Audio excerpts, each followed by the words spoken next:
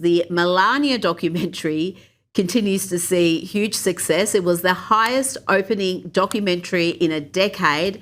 And despite receiving just widespread hate from the critics, all sorts of really terrible reviews, Kinsey, it's doing really well at the box office.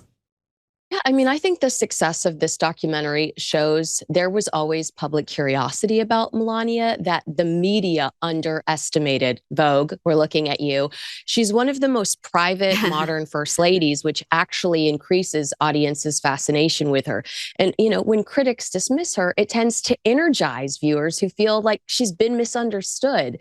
I think the strong ratings or reaction prove there's a huge market for her story, whether political commentators like it or not.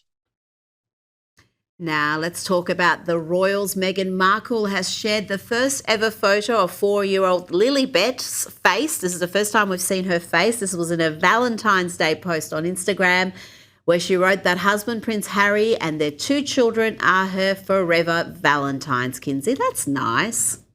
Oh, really? Color me cynical. I think that this reeks of hypocrisy. After just days ago, we literally watched Prince Harry have a mentee B, mental breakdown, in front of a group of bereaved parents who lost their children to online bullying and social media. So Harry goes and is crying in front of these people about how the internet is evil, social media is evil, and days later, Meghan slaps a picture of Lily on Instagram. I mean, I'm sorry, but these two are not on the same page. They're certainly not on the same page. That I think we're going to agree on. Now, Attorney General Pam Bondi has finally released the Epstein list, a collection of 300 politicians and prominent people who were named in the files, telling Congress that all the documents the Department of Justice was required to reveal have now been made public. Kinsey, are there big names that are going to be worried about this release? I mean, I think like we had this conversation last week where Joe Rogan was like, look, I'm on the list. And because I refused to meet with him. And that's what we're seeing, a lot of pushback, because there are a lot of names. Meghan Markle's on this list. There are a lot of names on this list, and there are people that in no way, shape, or form had anything to do with Jeffrey Epstein. So I would like beg people to keep that in mind before judging someone because their name is on the list. Jeffrey Epstein cultivated powerful contacts everywhere, from politics to business to entertainment.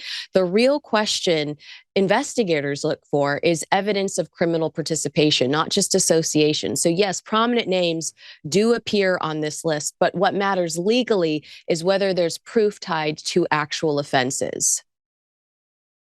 Now, sources told the UK Times that King Charles did not contribute to the $12 million payout made by his brother, Andrew Mountbatten Windsor, to settle a case brought against him by Virginia Giuffre, who accused the former prince of having sex with her when she was just 17 years old.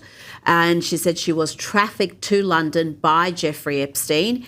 Kinsey, there's no doubt that this whole issue is having a detrimental effect on the royals. We saw King Charles, I should say, heckled last week. I mean, that doesn't happen to the royals. He was asked about when he knew about his brother's association with Jeffrey Epstein. How are they going to handle this going forward?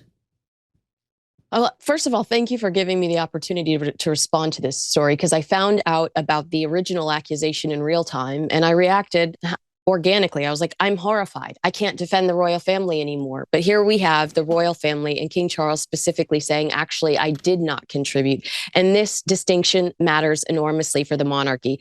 If the king didn't personally fund Andrew's settlement, it reinforces the palace's position that Andrew's legal problems are his own responsibility. The king has spent years trying to slim down the working monarchy and distance the institution from scandal. Financial separation is part of protecting the Crown's credibility. And again, exile, exile, exile. We don't want to see Andrew. We don't want to hear from him. And it's my understanding he's currently under investigation and potentially in trouble for sharing government secrets.